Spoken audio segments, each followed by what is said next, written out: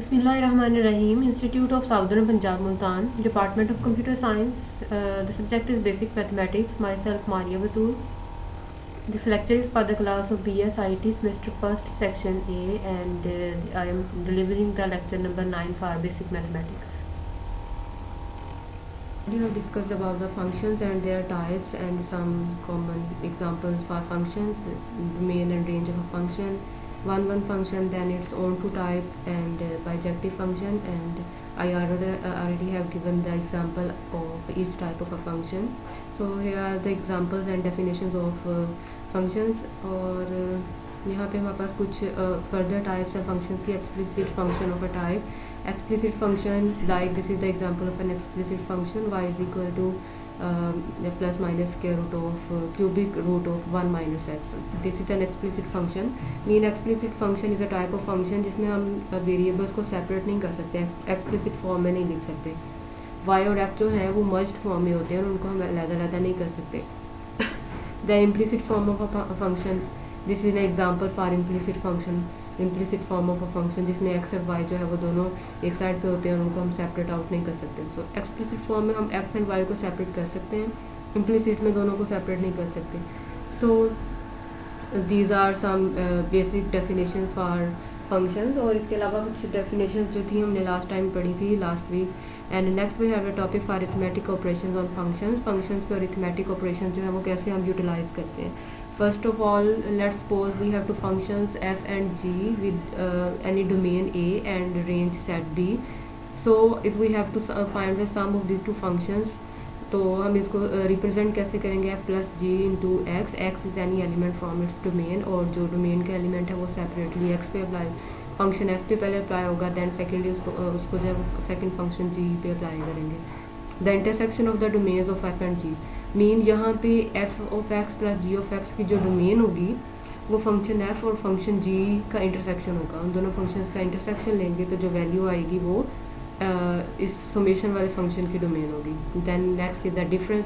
Similarly जहाँ पे addition का सिंबल है वहाँ पे आप डिफरेंस पुट कर देंगे f of x minus g of x, और इसमें भी जो नया फंक्शन होगा वो f एंड g फंक्शन की जो डोमेन्स हैं उनका इंटरसेक्शन होगा. देन देयर प्रोडक्ट मीन उनकी मल्टीप्लिकेशन.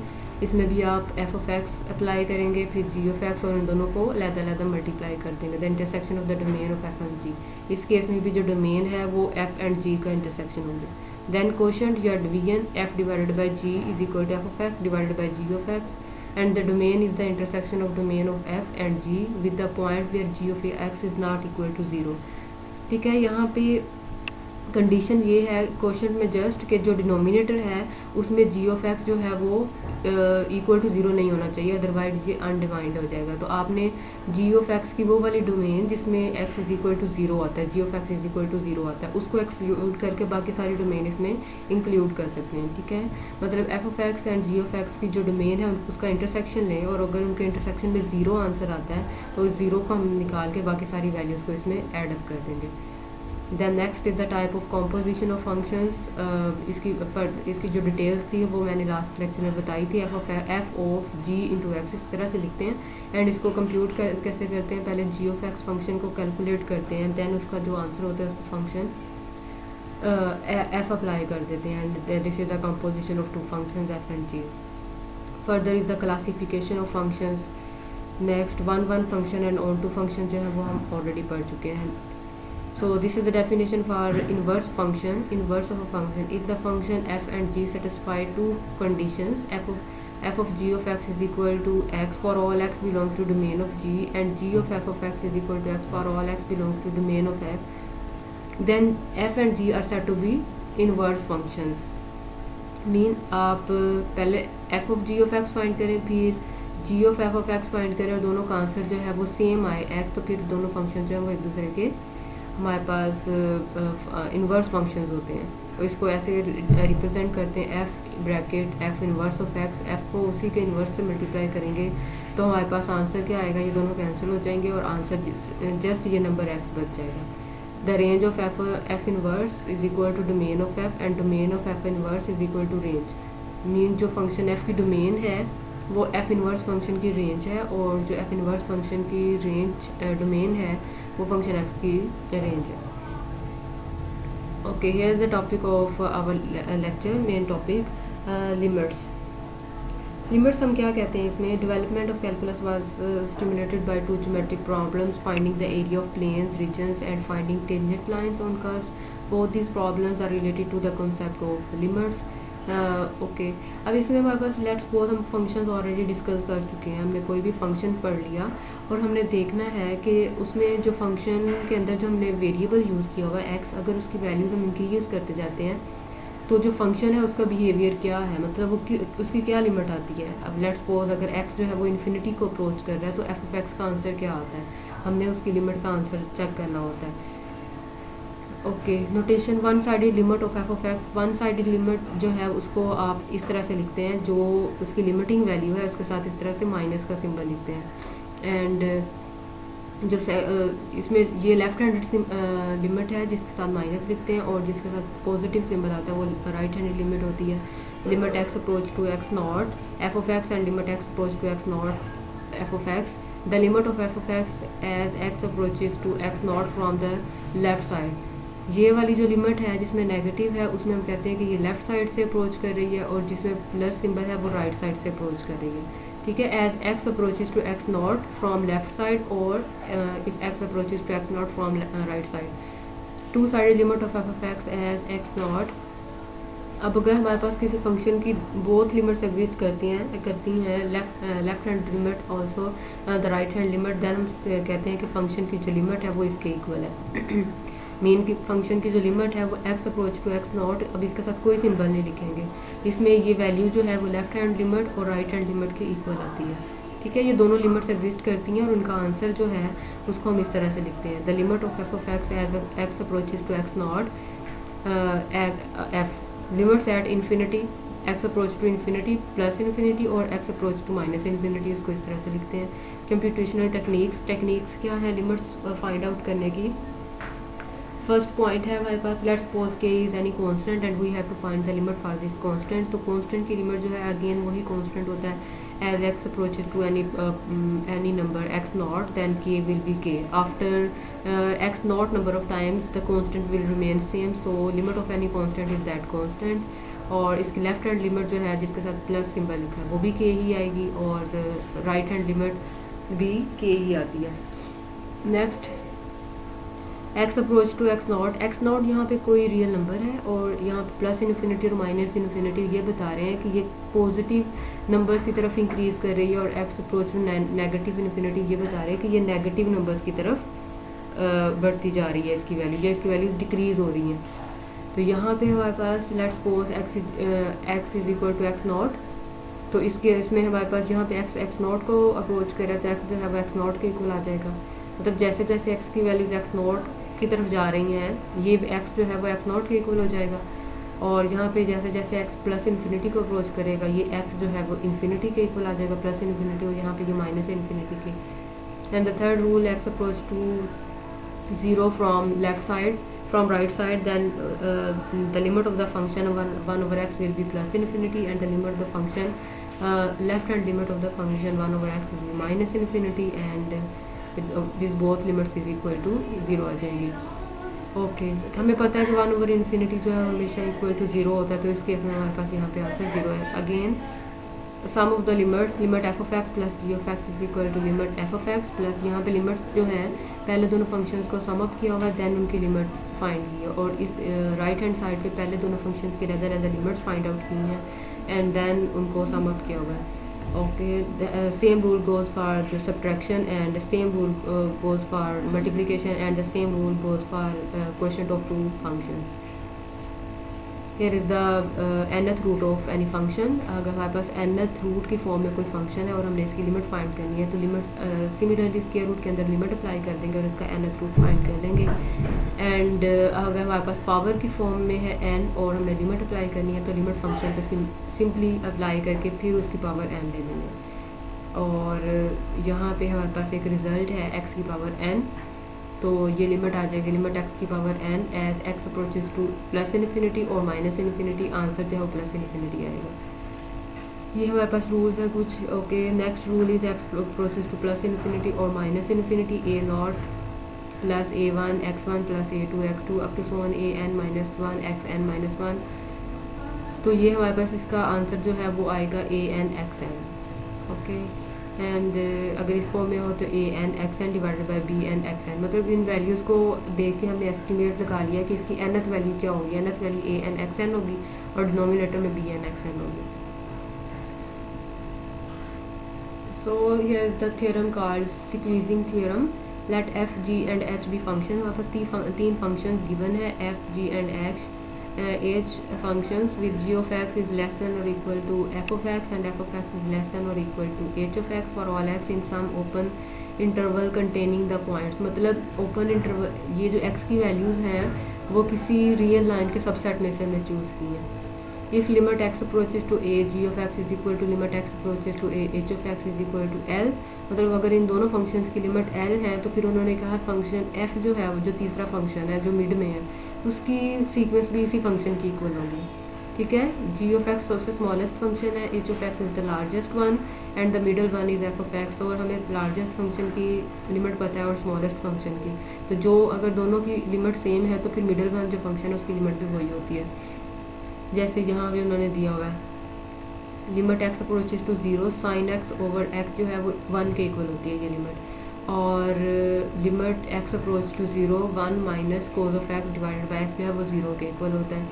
तो limit x approaches to 0 tangent x over x जो है वो भी 1 के इक्वल होता है। ओके, नेक्स्ट हमारा जो टॉपिक है वो है कॉन्टीन्यूटी का। हम लिमिट से ही कॉन्टीन्यूटी का कॉन्सेप्ट लेते हैं। कॉन्टीन्यूटी में हम ये कहते हैं कोई ऐसा फंक्शन जिसकी लेफ़्ट हैंड लिमिट और राइट हैंड लिमिट जो है वो इक्वल नहीं आती, उनकी वैल्यूज़ इक्वल नहीं आती, तो वो डिसकॉन्टीन्यूस फंक्शन होता है, वो कॉन्टीन्यूस नहीं होता। कॉन्टीन्यूटी जो है हमारे पास बहुत सारी चीज़ों में एग्जिस्ट नहीं करती। यहाँ पे हमारे पास फंक्शन, यहाँ पे जो हम डेफिनेशन कॉन्टीन्यूटी के पढ़ेंगे वो इन टर्म ऑफ लिमिट्स पढ़ेंगे। A function is said to be continuous at a point c if the following conditions are satisfied: f of c is defined, limit x approaches to f of x is exist, limit x approaches to c f of x is equal to f of c। अब हमारे पास तीन conditions हैं function के continuous होने के लिए। सबसे पहले तो फंक्शन f हमारे पास एक c जो है वो कोई पॉइंट हमने चूज़ कर लिया और उसको फंक्शन में पुट कर दिया, तो इसका कोई ना कोई आंसर आना चाहिए, डिफाइंड होनी चाहिए वैल्यू। दूसरा x अप्रोच टू c करें f of x, तो ये एग्जिस्ट करनी चाहिए लिमिट, इसका कोई ना कोई आंसर निकलना चाहिए। तीसरा इस लिमिट का जो आंसर है वो f of c के इक्वल आना चाहिए, मतलब फंक्शन के अंदर जब आप c पुट करते हैं तो वो एग्जैक्टली इस लिमिट के इक्वल आना चाहिए, तब हम कहेंगे कि फंक्शन जो है वो कॉन्टीन्यूस है at point c। Here is an example for this definition. F of x is equal to x square minus x minus 1 is a given function, or they said this function is a continuous function. We have to prove that this function is continuous or not. We have to show that f of x is equal to x square minus 4 over x minus 2 is not continuous function at x is equal to। अब इस function को prove करने के लिए पहले उन्होंने एक discontinuous function दिए, ये फंक्शन जो है कॉन्टीन्यूस नहीं है at x is equal to 2। देखें इसके डिनोमिनेटर में x माइनस 2 है, तो अगर आप इसमें x is equal to 2 put करेंगे इस पूरे फंक्शन में तो डिनोमिनेटर में 0 आ जाएगा। जिस फंक्शन के डिनोमिनेटर में 0 होता है वो तो अनडिफाइंड फंक्शन आता है, वो इन्फिनिटी दे देता है, तो वो फंक्शन जो है वो कॉन्टीन्यूस नहीं होगा। सिमिलरली उन्होंने कहा है कि अगर इस फंक्शन की डोमेन में से मैं सिर्फ x इज इक्वल टू 2 निकाल देती हूँ फिर ये कॉन्टीन्यूस हो जाता है। ठीक है, and f of x is equal to 3 and x is equal to 2 is not a continuous function because function की लिमिट जो है वो 2 के इक्वल नहीं आती है। A function f is said to be continuous from the left at a point c if the following conditions are satisfied. Again वही f of c is defined, उसकी लेफ्ट हैंड लिमिट एग्जिस्ट करनी चाहिए और वो exactly उस function के equal होनी चाहिए। ठीक है, ये लेफ्ट हैंड के लिए भी वही, ये उन्होंने जस्ट जनरल डेफिनेशन बताई थी किसी भी फंक्शन के कॉन्टीन्यूस। ये लेफ्ट हैंड कॉन्टीन्यूटी की ये तीन कंडीशन है। लेफ्ट हैंड कॉन्टीन्यूटी के लिए मैंने आपको बताया था कि उसकी लेफ्ट हैंड लिमिट एग्जिस्ट करनी चाहिए, तो यहाँ पे लेफ्ट हैंड लिमिट के लिए उन्होंने नेगेटिव का सिंबल यूज़ किया हुआ। A function f is said to be continuous from the right. Similarly अगर वो राइट हैंडेड उसकी लिमिट एग्जिस्ट करती है और वो f of c के इक्वल आता है तो फिर वो left handed right handed continuous function होगा, और उसके लिए ये तीन कंडीशंस हैं। राइट हैंडेड है तो c के साथ पॉजिटिव सिंबल यूज़ करेंगे। A function is said to be continuous on a close interval if the following conditions are satisfied. अब फंक्शन कॉन्टीन्यूस तब होगा अगर f is continuous on open interval a b f is continuous from the right at c, f is continuous from the left at c. Left hand continuous भी होना चाहिए, right hand continuous भी होना चाहिए, और ये वाला जो इंटरवल है इसके ओपन इंटरवल पे ये कॉन्टीन्यूस भी होना चाहिए, तब हम कहेंगे कि ये फंक्शन जो है वो कॉन्टीन्यूस है. तो mean if function is not continuous at least one point of this open interval then the function is said to be discontinuous. at least कोई एक भी पॉइंट हमें इस सेट में से ऐसा मिल गया जिस पे फंक्शन जो है वो कॉन्टीन्यूस नहीं है, तो हम कहेंगे कि वो इस पूरे इंटरवल पे discontinuous function.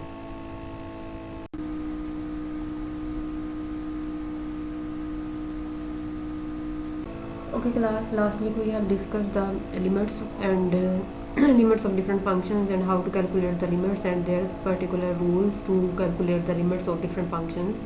So this week we will discuss the differentiation rules and derivatives as rate of change, and afterwards we will solve some questions regarding the using the differentiation rules.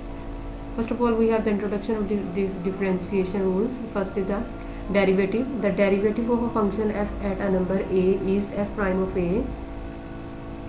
First of all, we have the definition of derivative. The derivative of a function f at a number a. Here f is the function and a is any constant number, any real number. Then its derivative is represented by f, and this symbol is called prime, f prime of a, and this is basically, this prime is represent the derivative of the function f prime. This means that function, we have find it the derivative of function at point a, and this how we define this function. This is equal to limit h approaches to 0, and last week I have discussed the limit and discussed what it means if a number h approaches to or some x approaches to x naught, and how we calculate these numbers. And this function is f of a plus h minus f of a, where h is a small difference, small extension from point a minus f of a, and it is divided by h. h is the difference from point a to similar small distance from a point to h. If this if this limits exist, then we say that the function f prime of a is the derivative of the function. If this limit exists, if this limit does not exist, then we say that function is not differentiable, mean उसका derivative exist नहीं करता. Okay, the second one is tangent line. An equation of the tangent line to y is equal to f of x at a f of a is a point is given by y is equal to, this is the equation of tangent, y minus f of a is equal to f prime of a into x minus of a. This is the equation of tangent line. So these are the basically small short definitions. You have to memorize these definitions. Product and quotient rule. This is the rule for derivative, how to find a derivative of a function if it is in the form of product or in the form of a quotient. If f and g are both differentiable functions, we have two functions f and g, and they said they both are differentiable, we can find their derivatives. Then f and g are multiplied and we have to find its derivative, f multiplied by g, then bracket के बाहर जो है वो prime लिखा. This means that we have to find the derivative of multiplication of f and g, and this is equal to f as it is, and it is multiplied by derivative of g plus g as it is, and then derivative of f prime. Similarly, if the function is in the form of quotient, in the form of fraction, then how to find its derivative? Its rule is called quotient rule. This is equal to g and multiplied by derivative of f minus f multiplied by derivative of g divided by g square. Okay, this is the rule for quotient, or if quotient for function, and the first one is the rule for product of function. So this is called the product rule, and the second one is called quotient rule. And the condition for the second rule, which is called quotient rule, is that the function which is in denominator cannot be equal to 0. Okay, g of x is not equal to 0. If we suppose that if g of x is equal to 0, then we have no point that either this function has a derivative or not, because if there is a 0 in denominator, then the function is called an undefined function. So g of x could not be 0 if the derivative of this function exists. Next one is called the chain rule. If f and g are both differentiable, we have two functions f and g, and both are differentiable. They said their derivatives exist, so they are differentiable. And capital F is equal to composition of function f and g. I have told you about the composition of two functions f of g in class. I have I wrote the definition on notice board on blackboard. the definition of f of g, this is called the composition, and let's suppose we named it as capital F is the composition function defined by f of x is equal to f into g of x. Then f is differentiable, and f of prime is given by f prime g of x multiplied by g prime of x. So this is called chain. Mean is if we have a function in the form of composition, then firstly we have to find the derivative of function f prime into g of x, and we will multiply this function with derivative of function of g. Okay, this is called chain rule. Very simple. We will verify each rule by one of its examples. Then when we solve the exercises, then these rules will be verified, and they are simply very simple rules. So by examples they are easy to understand. The next one is implicit differentiation. Implicit differentiation is actually the method of differentiation to how to calculate the derivative of an implicit function. Let a function y is equal to y of x be implicitly defined by f of x of y is equal to g of x of y to the derivative. To find the derivative y prime, do the following. Use the chain rule to differentiate both sides of the given equation, thinking x as the independent variable. Solve the result. Mean if we have an equation in the form of this, mean equation के दोनों side पे हमें values given है, तो आप दोनों side पर derivative apply करें और फिर उसमें से ये वैल्यू निकाल लें. इसकी भी हम एग्जांपल करेंगे आगे जाके. These all are very simple rules. Actually, these are just the definition, and they are giving the rules. They are giving the algorithms for solving these derivatives. So when we will simplify these rules by using any of their examples or exercises, then they will seem very simple and easy to solve. The method of related rates. If two variables are related by an equation and both are functions of third variable, then we find a relation between their rate of change. We say that the rates are related and we can compute them. Okay, skip this definition, method of rate of change. This is not a rule. So this one. आगे चलें. Derivatives.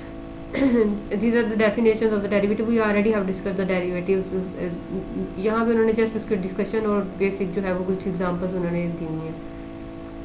Okay, ये यहाँ पे एक function दिया हुआ है. इस फंक्शन को हम कहते हैं कि ये पीस वाइज डिफाइंड फंक्शन है. पीस वाइज डिफाइंड फंक्शन की भी हम आगे जाके एग्जांपल्स पढ़ेंगे और उसके डेरिवेटिव्स कंप्यूट करेंगे.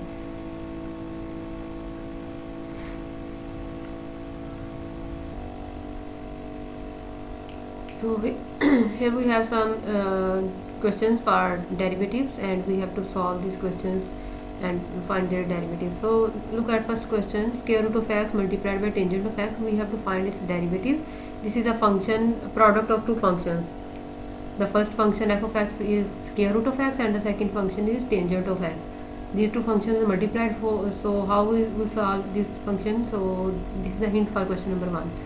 X tangent of x, it is product of the function square root of x and tangent of x. So use the product rule. This is the product rule. If two functions u and v are multiplied and we have to find its derivative, then its derivative will be equal to firstly we will compute the derivative of first function u and we multiplied by second function v, then plus multiplied by the derivative first function as it is and find the derivative of second function. So how we will solve these two functions? And तो सबसे पहले आप square root of x का derivative find करेंगे और उसको जो है वो आप टेंजेंट ऑफ एक्स से एज इट इज मल्टीप्लाई कर देंगे. नेक्स्ट आप टेंजेंट ऑफ एक्स का डेरिवेटिव फाइंड करेंगे और उसको स्क्वायर रूट ऑफ एक्स के साथ एज इट इज मल्टीप्लाई कर देंगे. So these are the simple functions and we have to find their derivatives. Here we have some other questions, simple questions, and we have to find the derivative of these functions. Look at question number 1. Question number 1. F of x is equal to 6x raised to power 3 minus 9x plus 4. This is a function and they said find its derivative. So what we will do, look, this is the derivative of this function. What they have done, they multiplied the power of x to the number 6. 6 3 is 18 and the power is reduced by 1. Mean उसकी power जो है 3 उसको 6 से multiply कर दिया, वो 18 हो गया और उसकी पावर में से 1 माइनस कर दिया. ठीक है, फिर इसी तरह से यही रूल हमने दोबारा सेकंड फंक्शन पे अप्लाई करना है. सेकंड है माइनस 9x अब x की पावर को अगेन जो नंबर है कॉन्स्टेंट उससे मल्टीप्लाई करेंगे, x की पावर है 1, उसको 9 से मल्टीप्लाई करेंगे तो वो 9 आ जाएगा, और x की पावर में एक नंबर माइनस कर देंगे, x की पावर है 1, उसमें से 1 माइनस करेंगे तो वो 0 हो जाएगा और वो 1 के इक्वल आ जाएगा। तो ये हमारे पास डेरिवेटिव आ गया फर्स्ट फंक्शन का। Similarly look at question number 2। Question number 2 is a function defined as y is equal to 2t raised to power 4 minus 10t square plus 13t. How will you find the derivative of this function? You will multiply the power of t to 2. This will be equal to 8. 4 to the 8 and will reduce the power of t by 1. And T की power जो है वो 3 हो जाएगी। Okay, इसकी power को 2 से multiply करना है और उसके बाद उसको उसमें से पावर जो जितनी भी है उसमें से एक माइनस कर देना है। ये हो जाएगा 4 to the 8 टी की पावर 3। ये इसका डेरिवेटिव हो गया, माइनस अपनी जगह पे रहेगा। फिर अब 2 को 10 से मल्टीप्लाई करेंगे, 10 to the 20 और टी की पावर में से एक माइनस करेंगे तो वो टी की पावर 1 मतलब टी रह जाएगा। ठीक है, ये दूसरा फंक्शन इसका भी हो गया। प्लस 13 टी का डेरिवेटिव क्या आएगा, अब टी की पावर है 1, 1 को 13 से मल्टीप्लाई करेंगे तो वो 13 आ जाएगा एंड टी जो है वो 1 हो जाएगा। Similarly question number 3, question number 3 का डेरिवेटिव क्या होगा, सेम उसी पैटर्न पे आप जो z है, अब यहाँ पे फंक्शन जो है वो उसमें वेरिएबल z है, तो अब z को 4 से उसके क्वोशंट से मल्टीप्लाई करेंगे, 7 को z की जो पावर है उसको 4 से मल्टीप्लाई करेंगे और पावर में से एक नंबर माइनस कर देंगे। सिमिलरली अब यहाँ पे देखें पावर माइनस में है, तो अगर माइनस में है तो हमने माइनस को साथ मल्टीप्लाई करना है, -3 मल्टीप्लाइड बाई -7 प्लस 21 और z में एक पावर माइनस करनी है। अगर ये -7 है और साथ में -1 और करेंगे तो वो -8 हो जाएगी। क्लियर? कीप इन माइंड के आपने यहाँ पे इनके सिंबल्स को भी माइंड में रखना है। अगर प्लस है तो फिर -1 करेंगे तो एक नंबर कम हो जाएगा, और अगर ऑलरेडी माइनस है फिर -1 करेंगे तो वो नंबर उसमें ऐड हो जाएगा। प्लस 9 अपनी जगह पे रहेगा और z की पावर 1 है, 1 मल्टीप्लाइड बाई 9 सिर्फ 9 रह जाएगा। इसी तरह से फोर्थ वन में हमारे पास अगेन पावर जो है वो कुछ नेगेटिव में है, तो इसको आप देखें, इसको सिंप्लीफाई करें। इस फंक्शन को क्या करेंगे, जो पावर है वो उसके क्वेश्चन के साथ, जो कांस्टेंट उसके साथ मल्टीप्लाई हो रहा है उसके साथ उसको मल्टीप्लाई कर देंगे पावर को। -4 मल्टीप्लाइड बाई 1, इसके साथ 1 मल्टीप्लाई हो रहा है ना, y के शुरू में 1 है, -4 y की पावर, अब पावर में से हमने -1 करना है, 1 को माइनस करना है, so this will be equal to power में -5। इसी तरह से -3 9 से मल्टीप्लाई करेंगे, so this will be equal to 9 3 is 27 plus y raised to power -4 minus 8 to the 16 y raised to power -3 plus 0। Constant का डेरिवेटिव हमेशा 0 होता है, 12 16 100 1000 कोई भी नंबर उसका कांस्टेंट हमेशा 0 होता है। ठीक है, जिस नंबर के साथ जो है वो कोई क्वोशंट लगा हुआ हो, मतलब कोई नंबर, जैसे ये 9 है, अब ये y वेरिएबल के साथ मल्टीप्लाई हो रहा है, तो अब इसका डेरिवेटिव हम फाइंड कर सकते हैं। लेकिन अगर कोई सिर्फ कांस्टेंट है और उसके साथ कोई वेरिएबल नहीं है तो फिर उसका डेरिवेटिव 0 होगा। सिमिलरली क्वेश्चन नंबर 5 में देखें, y is equal to square root of x। Square root जो है वो क्या होती है, x की पावर 1/2 होती है। ठीक है, जैसे यहाँ पे x की पावर 3 है, 4 है, 5 कुछ भी है, तो यहाँ पे स्क्वायर रूट जब भी होगा वो x की पावर 1/2 होता है। और अगर स्क्वायर रूट के साथ यहाँ पे 3 लिखा हुआ है या 4 लिखा हुआ है तो फिर 1/2 नहीं 3/2 हो जाएगा। ठीक है, ये क्यूब रूट है, तो क्यूब रूट जो है 3/2, 8 x की पावर 3/2 एंड 2 -2 x की पावर 4/2, तो ये x स्क्वायर है बेसिकली। तो इसको आपने इसका डेरिवेटिव फाइंड करना है, बहुत इजी है, इसको आप सॉल्व कीजिएगा, अदरवाइज हम इसको क्लास में डिस्कस करेंगे। ओके, क्वेश्चन नंबर 6 भी इसी पैटर्न पे ये भी हो जाएगा। क्वेश्चन नंबर 7 को देखें। क्वेश्चन नंबर 7 में क्या किया उन्होंने क्वेश्चन नंबर 7 में उन्होंने पहले इसको अब सिंप्लीफाई करना है। ठीक है, टी को ऊपर ले जाएं तो ये टी की पावर हो जाएगी -1 एंड -1 मल्टीप्लाइड बाय 6 को जब ऊपर लेके जाएंगे ये -6 हो जाएगा, और टी की पावर 3 को ऊपर लेके जाएंगे टी की पावर -3 हो जाएगा। इसी तरह से 8 मल्टीप्लाइड बाय टी की पावर -5 हो जाएगा। तो ये जब पावर्स माइनस में आ जाएंगी उसके बाद आपने इसको सिंप्लीफाई करना है माइनस पावर्स के साथ। Clear? Then the next function is R of Z. This capital R जो है ये सिर्फ एक फंक्शन का नाम है, इससे हमें घबराने की ज़रूरत नहीं है। 6 multiplied by square root of Z raise to power 3, तो ये हो जाएगा जेड रेज टू पावर 3/2। ठीक है, इसी तरह से ये ऊपर चला जाएगा, माइनस में इसकी पावर आ जाएगी, ये भी ऊपर चला जाएगा, इसकी पावर भी माइनस में आएगी। सो इनकी पावर्स को आपने माइनस में कंप्लीट करना है एंड देन उसके बाद सिंप्लीफाई करना है। तो यहाँ तक आपने 10 क्वेश्चन नंबर तक इन सारे क्वेश्चन को देखना है और इनको सॉल्व आउट करना है बाय यूजिंग देयर डेरिवेटिव्स। बाकी हम इंशाल्लाह क्लास में डिस्कस करेंगे और बाकी जो वो नेक्स्ट टाइम नेक्स्ट लेक्चर में डिस्कस करेंगे। अल्लाह हाफ़िज़।